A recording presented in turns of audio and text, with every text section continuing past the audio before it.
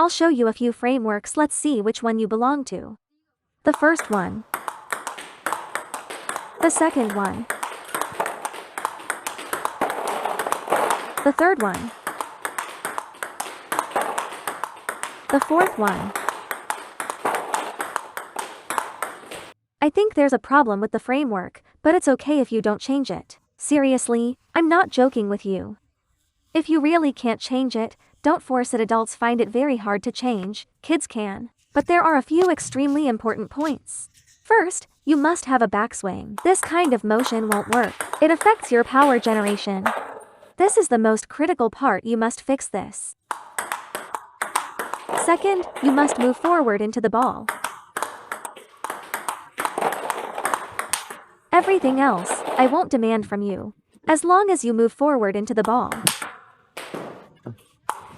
The rest doesn't really matter.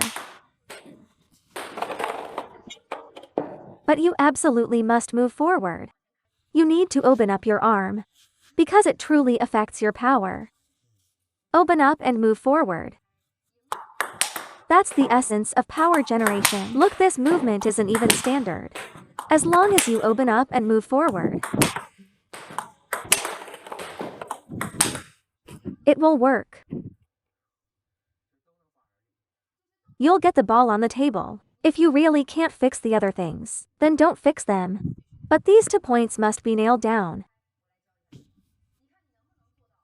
You can even find a table right now. Hold the racket with your arm parallel. Grip the racket normally. A normal grip. Elbow down, racket angle pressed downward. Now it's opened up. It must be level.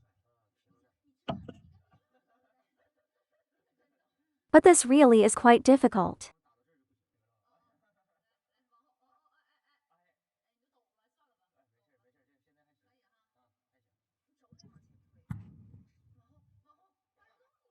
Come on, look at me. You were doing this just now. It should be like this instead.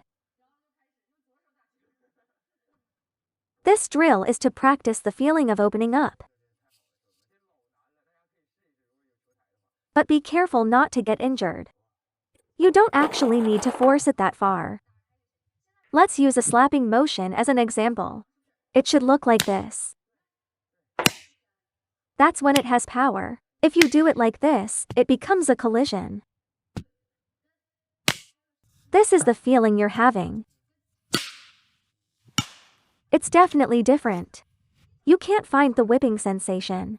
That's exactly why. Look, the whip works like this. That's a whip. See, it's this exact feeling. Next, let's talk about the backswing position. I believe it must be at the side of your body, not behind your body. Second point. Let's talk about the hands position. It must be level. It can be slightly lower, just a bit. During the backswing, you can relax naturally. But never fully straighten it. So how do you keep it level? If I'm standing too tall, that's an issue with your center of gravity. Lower your center of gravity.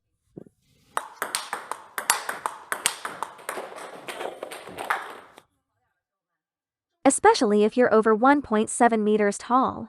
Lower your stance quickly and take a bigger step. So we must keep the body low and the hand high. The arm should be roughly level and positioned at the side of the body.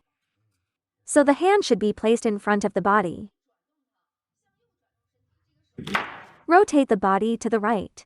The arm naturally moves to the right.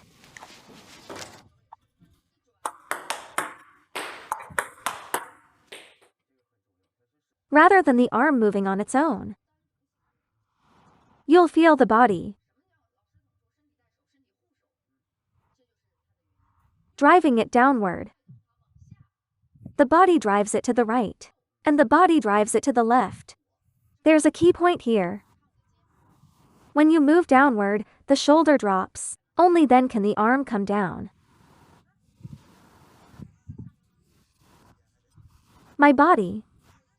Look at what it is driving.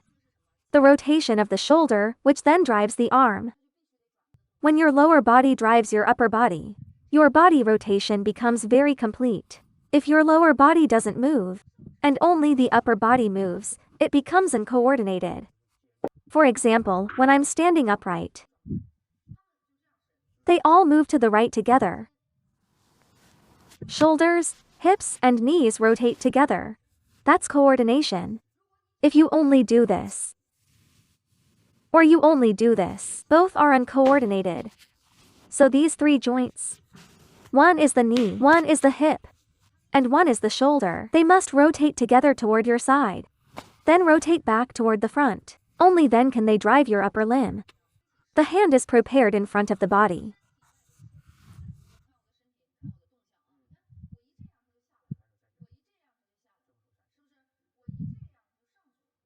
Look, if your shoulder doesn't move, doesn't it feel awkward? Now watch, if I add a bit of shoulder movement. That's better, right?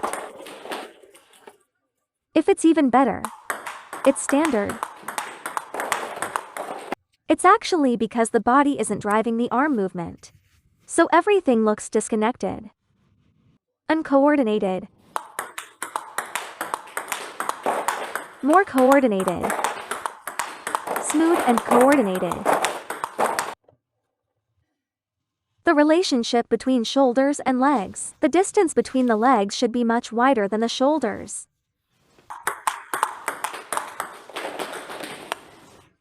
Place my shoulders inside the line of my inner feet. This feeling really is better big than small. The second point. Square stance or side-on stance.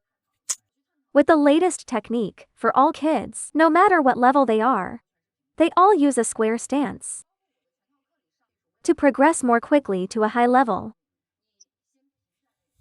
The force transmission from the right side becomes clearer, so the second point is slightly wider than shoulder width, and a parallel stance can be slightly turned back. But it cannot be an obvious stance like left foot forward and right foot back.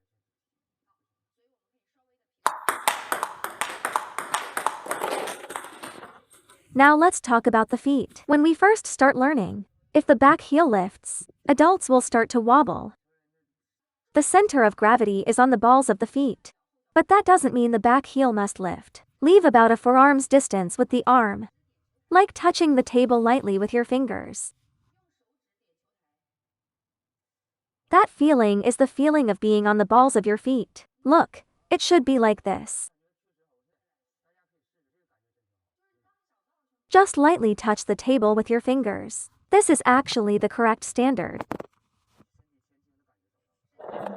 The second thing is tightening the core and lifting the hips. Lift the hips must be raised. You must not sit back, the hips must be lifted. Tighten the core and maintain a forward lean. All of this is to ensure the upper body leans forward. You naturally move forward into the ball. The third point, to what extent should the shoulders be kept? Try hugging yourself. Hug until the back side of your shoulders. That hugging feeling is the feeling of rounding your shoulders, then return to normal.